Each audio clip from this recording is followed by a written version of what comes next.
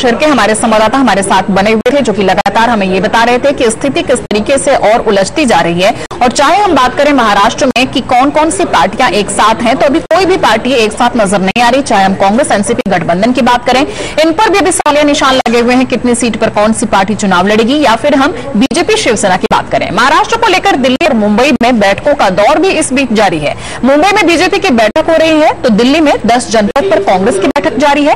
दोनों राष्ट्रीय पार्टियां अपने सहयोगी दलों के साथ गठबंधन कायम रखना चाहती हैं, लेकिन महाराष्ट्र के दोनों क्षेत्रीय दल एनसीपी और शिवसेना अपने दबाव भी बनाए हुए हैं और इस दबाव को वो छोड़ना नहीं चाहती। और इसी वजह से मीटिंग का दौर जारी है, बार बार मीटिंग हो रही है, लेकिन फिर भी सहमति नहीं बन पा रही है। दोनों ही पार्टियां अड़ी हुई हैं, या कह सकते हैं दोनों ही गठबंधन की चारों पार्टियां अड़ी हुई हैं कि वो ज्यादा सीटों पर चुनाव लड़ेंगी और जीत किसकी ज्यादा प्रबल है, इसको मुद्दा बना करके अपनी पार्टी की क्षमता को ज्यादा आधार दिखा करके वो ज्यादा सीटों की मांग कर रहे हैं।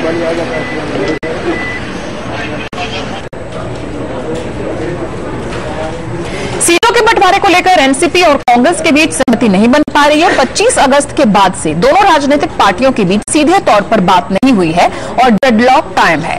कांग्रेस अध्यक्ष सोनिया गांधी दिल्ली में है। एनसीपी के शरद पवार का दिल्ली आकर सोनिया से मुलाकात करने का कार्यक्रम हो सकता है। पवार के अलावा प्रफुल्ल पटेल भी दिल्ली आएंगे।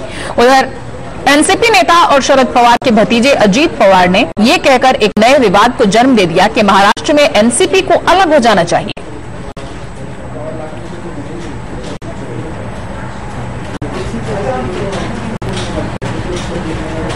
और अजीत पवार के बयान पर एनसीपी नेता नवाब मलिक ने कहा कि हर नेता की अपनी राय है, लेकिन अंतिम फैसला शरद पवार करेंगे।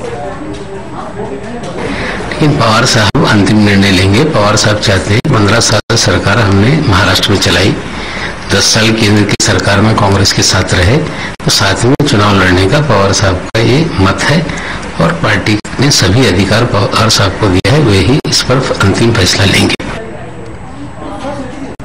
और लखनऊ में पटाखा फैक्ट्री में धमाके की खबर आ रही है। धमाके में 5 लोगों की मौत की खबर है। इस खबर पर नजर बनाए रखेंगे, लेकिन इस वक्त जो खबर हम आपको लगातार बता रहे थे कि किस तरीके से स्थिति ये बनी हुई है, नलिन कोहले इस पर क्या कह रहे हैं, किस तरीके से इस गठबंधन पर सफाई दे रहे हैं, ये भी सुनिए।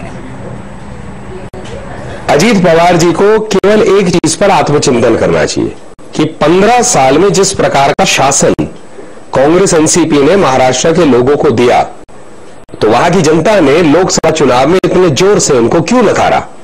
कहीं ना कहीं वो शासन जनता की अपेक्षाओं पे खरे नहीं होते।